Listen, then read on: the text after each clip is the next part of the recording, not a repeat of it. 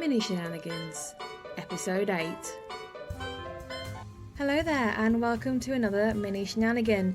This week we have a play by a well-known name to theatrical shenanigans, George Sapio, with his play Seasons. In it we see the seasons of the year as characters, as Grandma Fall has her hands full getting her exhausted granddaughter Spring out of bed. But if she doesn't, will nature ever recover? Theatrical Shenanigans presents Seasons by George Sapio.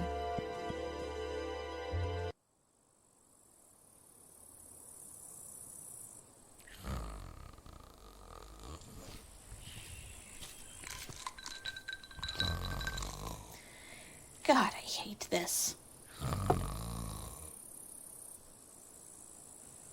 Come on, dear, it's time to wake up.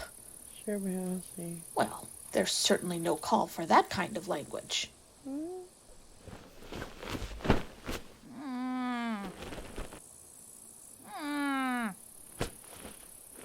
Oh, God. Just let me die.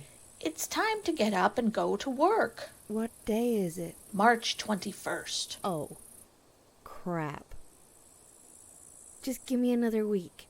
Just one, please. Can't do that, you know. Time to rise and shine. I need aspirin.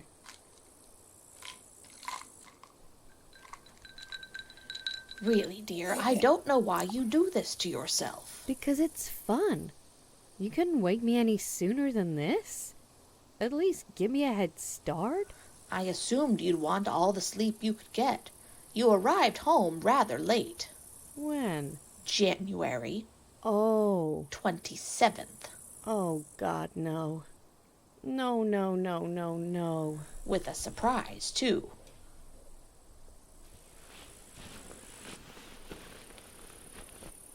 Did they leave already? Did who leave? I don't know. Did I? Well, you'd better start getting ready. I'm sure your grandfather is about ready to call it a season. Who are you kidding? Grandpa never wants to call it a season. He'd stay there forever, and you know that. This year I'm bringing a crowbar. Well, either way, you're due to start today. It's the vernal equinox. Screw the equinox. Sorry, Grandma. Couldn't you... Spring, dear, I need to get some sleep while I can. You know your grandfather. You should. You take after him. He'll get off work, go out and party till July or August, and then come home absolutely reeking of honeysuckle and microbrews and want to, as he puts it, shake his icicles. I don't mind relaxing after work, but there's going to be one person in this family who's ready to do her duty. Come September 22nd, I have to get your brother off that chair, and believe me, I'd rather have a root canal. I'm the most unpopular one in this family, you know that? Yes, Grandma. I know. How do you think I feel having to push summer out of the way every year? Do you know the complaints I get? Who wants to see him go? No one. Down go the temperatures, out come the woolen clothes, and does anyone thank me for turning the leaves all sorts of pretty colors? I'm trying to make the transition easier. Make it a little pretty for everyone. But do I get a word of thanks? No. All I get is, it's cold, and why do they start Thanksgiving advertising in September?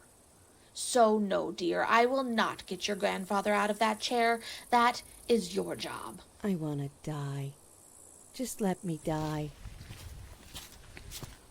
Oh, well, you were certainly in the company for that. Oh, no. What do you mean? She doesn't remember. Oh, what a shame. I can only blame our parents for this. Grandma. Well, he's right, I have to admit. Working different shifts, your father comes home from pushing the sun all day, and your mother is off to work, playing with the moon and making the tide swell. I'm surprised you or your brother are here at all. If it weren't for the occasional eclipse, neither of you would exist. Did I come home with anyone? Summer, shut up. Grandma? Can I tell her? Please? Oh, all right. Well, as I recall... Can you not shout? Oh, I'm sorry. How rude of me. Let me just say One word. Pestilence. Pestilence? Ew! He was kind enough to see you home. Drunk as a lord he was, make no mistake, but at least he remembers his manners.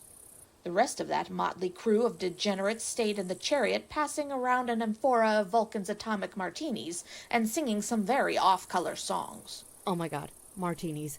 I swear I'll never drink again. Famine threw up on my prize rhododendron. Actually, I'm surprised there was anything in his stomach to begin with. Then War started yelling something about an invasion of evil fairies and beheaded every lawn flamingo on the block. And Death asked me, again, if I wanted to see his boner. That ghoul's humor is so puerile. You'd think that 12-foot scythe is enough of a giveaway. What were you doing with that crowd? Okay, strip Yahtzee. What was that, dear? Strip Yahtzee. Ooh, I love it. You're such an example of upright living. When I grow up, I want to be just like my older sister. She's such a paragon of virtue. That's enough. One of these days, Spring, you are simply going to have to abandon this sybaritic behavior. Last year, We found you in a tree, dressed in nothing but a diaper and a Buffalo Bills cap. there are lots of nice boys who would jump at the chance to take you out. Grandma. I don't see why you don't give that nice Narcissus a chance. Oh, yeah, he's a real winner. Stop. He always asks about you when we see him coming out of his Egotists Anonymous meeting. I think that's quite enough, Summer. Oh, come off it, Grandma. You always let her get away with everything. Is that a beer you are holding? What, this? Well, yeah. You know how I feel about drinking in the house.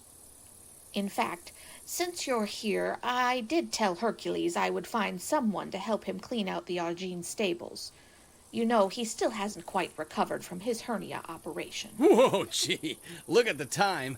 I just remembered I have an appointment to get to before, hey, I gotta, Well, then you'd better get going. I wouldn't want you to be late. Right. Bye, Grandma. Feel better, Spring! You need to choose your companions a bit more judiciously. I'm sorry. I know you mean well, but the problem is, well, the nice boys, they're all kind of boring. Boring can be good for a change, believe me. You keep telling me that, and I know you're probably right. But I'm not ready for boring. You will be before you know it. Is that why you married Grandpa? He was boring? That is a completely different thing, my dear. Your grandfather was not boring at all. In fact, he was quite the hellraiser, and quite a dancer for someone covered in frost. Why do you think I married him? Because you were pregnant? Let me tell you something. I know times change, and now people are encouraged to air their private details. Grandma... Shut your mouth. All their little private problems. Where I come from, we do not. But since you're my favorite granddaughter, I will say this. Your grandfather, despite his penchant for high times and low humor, is a gentleman with impeccable manners and great understanding. He loves you very deeply. No, I was not pregnant. Your grandfather has always treated me with respect and great affection. You don't know him as well as you should, but once or twice a year we go deep into one of the great forests. He takes my hand and we go walking. There isn't a sound anywhere. The sky is clear and everything is covered in fresh snow. It's so quiet we don't dare say a word. He'll stop once in a while and point to, maybe an icicle 50 feet tall and so pure it looks like polished crystal. It's his handiwork. That is the kind of man your grandfather is. Of course, he has been known to have pulled a prank or two in his time, like that time he left an iceberg on Thor's lawn, but that was... I don't think I only take after Grandpa. Well, that's good, dear. And now enough of this dilly-dallying. You need to take a nice hot shower and make yourself presentable. The seasons must change. Oh, I can be a little late. Just until the aspirin kicks in. Get your ass out of that bed! People are getting tired of all that damn snow! Oh, I think I'm gonna throw up. Then please do it in the bathroom. Last time you tossed your cookies, we had for Cynthia sprouting up all over the living room carpet. Where are my laurels? Oh God, look at this gown. What did you mean I came home with a surprise? That you can discover for yourself. What? What? Go take a shower, dear. Thanks a lot. Spring wraps herself tighter in the blanket and stumbles off stage. She returns immediately and gives Fall a loving hug. Fall smiles, Spring exits again. Fall busies herself remaking the bed. From the tangled sheets she pulls out a long lei of spring flowers, hopelessly destroyed. She coils it, stopping to pick one small flower, which she smells and puts in her pocket. A cry of dismay comes from the bathroom. Spring re-enters, covering one shoulder with a towel. She takes the towel off, revealing a tattoo which says, Yahtzee.